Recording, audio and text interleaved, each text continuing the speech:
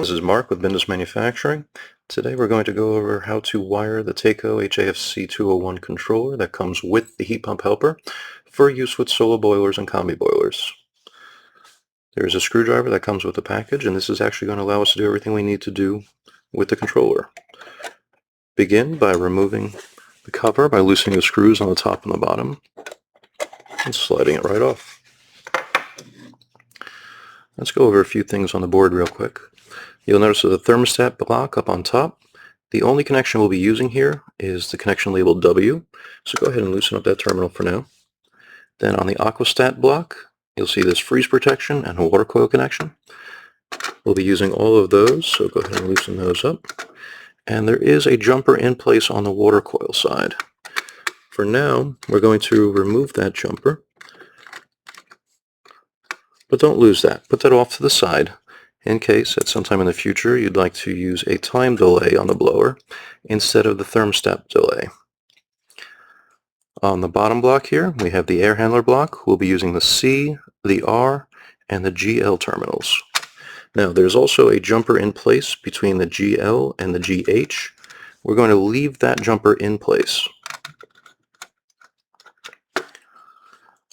Since this is connecting to a boiler, we have the two X terminals for the boiler. We'll be using both of those as well. And since the aqua coil has a factory installed circulator pump, we will be using the pump block as well. To make our lives a little easier, let's go ahead and remove the arc shield and put it off to the side, but do not lose it. We'll be putting that back on later. So this is your ground lug for the high voltage, and the two pump terminals.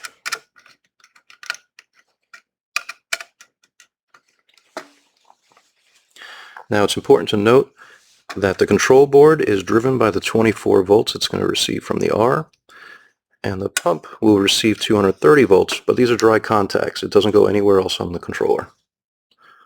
Now that we have everything prepped, let's go ahead and begin wiring. This is standard 5-conductor or 7-conductor thermostat wire, and we will be using 4 of the wires on here. Now, you'll notice on the controller there are 2 low voltage ports on top, 2 high voltage ports on the bottom, and to save some time we've already taken the liberty of knocking out the high voltage port on the bottom and installing a 3/8 strain relief bushing. Now on this wire, let's go ahead and start by installing the white wire into the W terminal.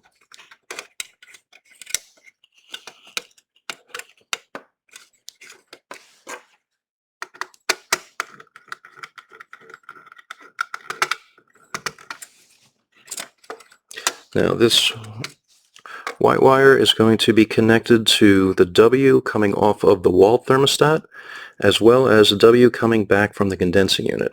So this way, when either the wall thermostat or the condensing unit calls for auxiliary heat to come on, this will receive the signal. Let the rest of the board know. Next, let's go ahead and connect the common, the blue wire, into the C.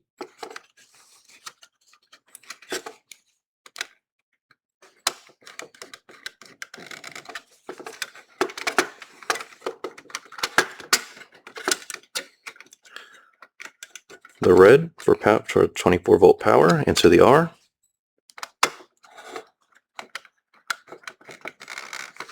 And lastly, the green into the GL right alongside that jumper.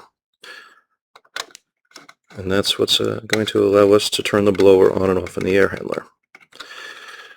Now this green wire in the air handler can either be connected to the green wire in the air handler or the white wire. Either way, it will function properly. The C and the R, of course, get connected into the existing bundles inside the air handler. We're not actually breaking any connections in the air handler, other than if there's heat strips in there, we will go ahead and break the white connection there, so that the only call for auxiliary is going to the board right here. So these are all going to pigtail off the existing bundles. This is the wire that goes through the air handler and the wall thermostat, which is also inside the air handler, and that's all there is for that one. Next, we'll have the communicating wire for the boiler. For this, we just use a simple 2-conductor thermostat wire. Put it through the same low voltage port on top. And there is no polarity on this, so it doesn't really matter whether you connect the red or the white to either side of these X terminals.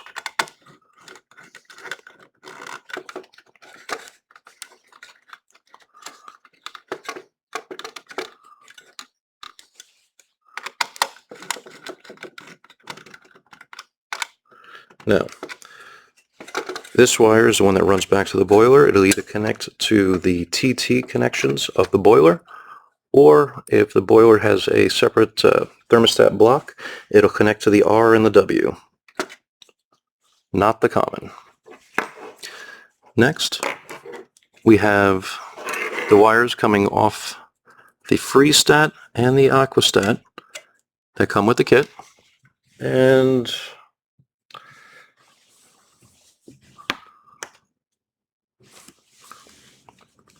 we'll feed these through the low voltage port on the right.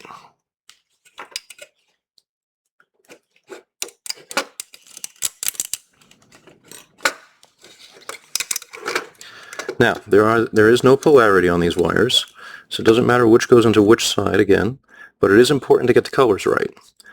The white is for ice, so that goes into freeze protection. The blue is for water, so that goes into the water coil connection. These are stranded wires, so make sure you twist them up nice and tight.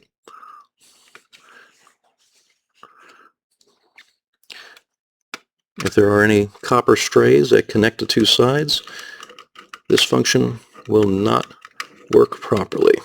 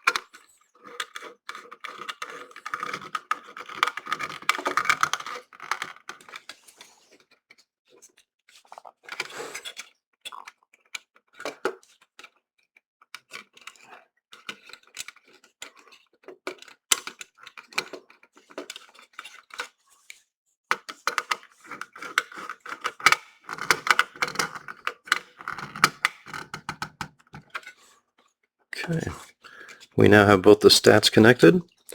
We've got the wires going back to the air handler and the wires going to the boiler. Now down here in the middle, you'll see a little dip switch block. They're labeled 1 through 4.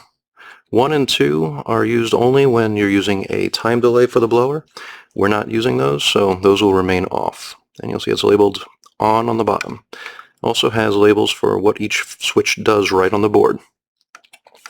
Now, dip switch 3 is for the pump exercise option. We do want to go ahead and enable that. And then dip switch 4 is for the timing of that pump exerciser. And you have two different options here. One is 2 minutes every 24 hours, or the second one is 30 seconds every 2 weeks.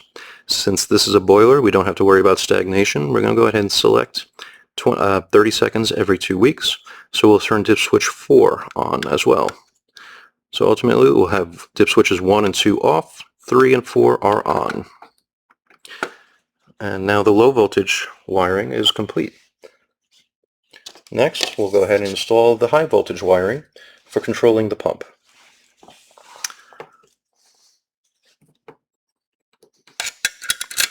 So, we'll feed it through the strain relief.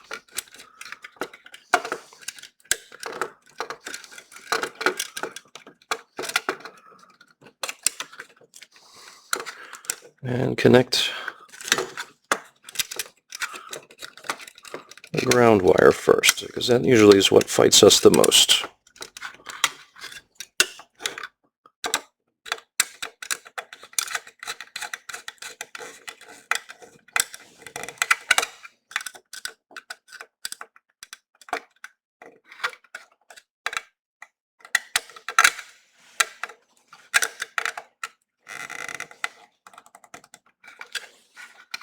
Next, we'll connect the two hot legs. Since we do use a 230 volt pump in nearly every case, there is no polarity on these either. Both of these will be hot. So just connect this to either side of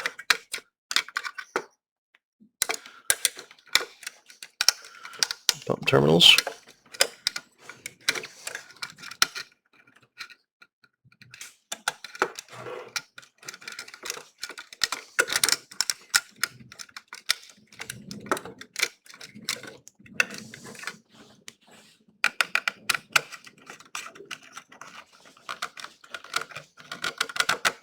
And go ahead and tighten that down. So, now what's interesting about this controller is that if it receives a signal from the freeze protection stat that there's a condition inside the aqua that needs to be addressed, this will activate only the pump terminals and allow the water to start circulating. In normal operation, it'll activate both the pump terminals and the boiler terminals at the same time so that there's hot water flowing. Now that the high voltage is reconnected, let's go ahead and put the arc shield back on.